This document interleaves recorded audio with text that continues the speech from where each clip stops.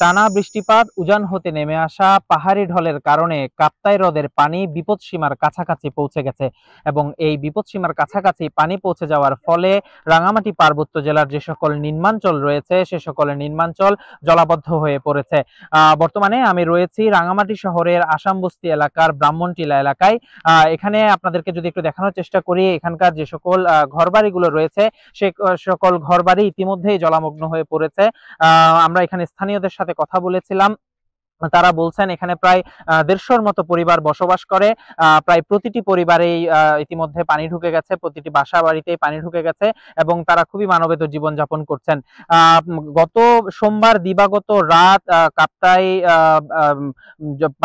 হ্রদের পানি বিপদসীমার কাছাকাছি পৌঁছে যাওয়ায় প্রথমবারের মতো কাপ্তাই বাঁধের যে ১৬টি স্লুইস গেট রয়েছে সেই স্লুইস গেটগুলো খুলে দেওয়া হয় এবং ৬ ইঞ্চি করে খুলে দেওয়া হয়। এতে প্রতি সেকেন্ডে ৯,০০০ কিউসেক পানি কর্ণফুলী নদীতে নিষ্কাশিত হচ্ছিল। কাপ্তাই হ্রদের পানি আরো বৃদ্ধি পাওয়ার ফলে গত মঙ্গলবার মধ্যরাতে 11:30টার দিকে সেটি যে 16টি জলকপাট রয়েছে সেই 16টি জলকপাট 6 ইঞ্চি থেকে বাড়িয়ে 18 ইঞ্চি করা হয়। এতে প্রায় ৩২,০০০ কিউসেক পানি কর্ণফুলী নদীতে নিষ্কাশিত হচ্ছিল এবং এখনো সেই কাপ্তাই বাঁধের যে জলকপাটগুলো রয়েছে সেগুলো বর্তমানে খোলা রয়েছে। আমরা কাপ্তাই জলবিদ্যুৎ কেন্দ্রের যে কন্ট্রোল রুম রয়েছে সেখানে আমরা যোগাযোগ করেছি। তারা বলছেন যে আজ দুপুর 11টার দিকে কাপ্তাই হ্রদের যে পানির স্তর রয়েছে সেটি তারা রেকর্ড করেছেন 108.72 ফুট এমএসএল। কাপ্তাই বাঁধের যে ধারণ ক্ষমতা, পানি ধারণ ক্ষমতা সেটি হচ্ছে 109 এমএসএল।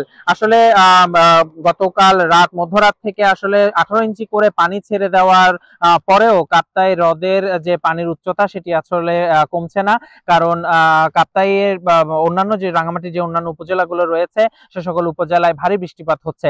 আরেকটি ব্যাপার আমরা জানিয়ে রাখতে চাই, সেটি হচ্ছে আজ সকাল থেকে রাঙামাটিতেও আসলে ভারী বৃষ্টিপাত শুরু হয়েছে। এই বৃষ্টিপাতের ফলে হ্রদের পানি আসলে যেটা কমার কথা, পানি ছেড়ে দেওয়ার ফলে সেটি কমছে না এবং ধীরে ধীরে পানি আরো বাড়তে শুরু করেছে।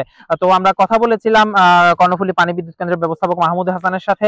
তিনি যেটা বলছেন যে গতকাল রাত থেকে আসলে তারা 18 ইঞ্চি করে জলকপাটগুলো খুলে রেখেছেন। এতে প্রায় ৩০,০০০ কিউসেক পানি নিষ্কাশিত হচ্ছে বা কর্ণফুলী নদীতে। পাশাপাশি তারা যে বিদ্যুৎ কেন্দ্রের যে 5টি ইউনিট রয়েছে সেটিও সম্পূর্ণরূপে তারা সচল রেখেছেন। এর ফলে আরো ৩২,০০০ কিউসেক পানি তারা কর্ণফুলী নদীতে নিষ্কাশন করছেন। কিন্তু আসলে উজান হতে নেমে আসা পাহাড়ি ঢলের কারণে, পাহাড়ি ঢল বৃদ্ধি পাওয়ার কারণে আসলে হ্রদের পানিও কমছে না।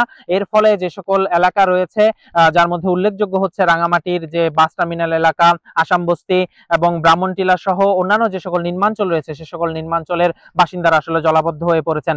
আরেকটি ব্যাপার জানিয়ে রাখতে চাই, রাঙামাটি থেকে খাগড়াছড়ি থেকে সাজেকের যাতায়াতের যে একমাত্র পথটি রয়েছে সে পথটির বাঘাইহাট মাচালং সড়কে পানি উঠে যাওয়ার ফলে আসলে গতকাল থেকে যান চলাচল বন্ধ রয়েছে। এতে প্রায় ৩ শতাধিক পর্যটক সাজেক পর্যটন কেন্দ্রে বর্তমানে আটকা আছেন। খাগড়াছড়ি থেকে কোনো প্রকার গাড়ি সাজেকে প্রবেশ করতে পারেনি এবং সাজেক থেকেও কোনো গাড়ি আসলে যারা ব্যক্তিগত গাড়ি নিয়ে গিয়েছেন সাজেক বেড়াতে তারা আসলে ফিরে আসতে পারেননি। আজ সকালে আসলে বাঘাইহাট মাচালং সড়কের যে পানি ছিল সেটি আরো বৃদ্ধি পেয়েছে। তো আসলে কবে নাগাদ পর্যটকরা ফিরে আসতে পারবেন সেই ব্যাপারটি এখনো নিশ্চিত নয়। তো রাঙামাটি থেকে আসলে এই ছিল আমার কাছে জলাবদ্ধতার সর্বশেষ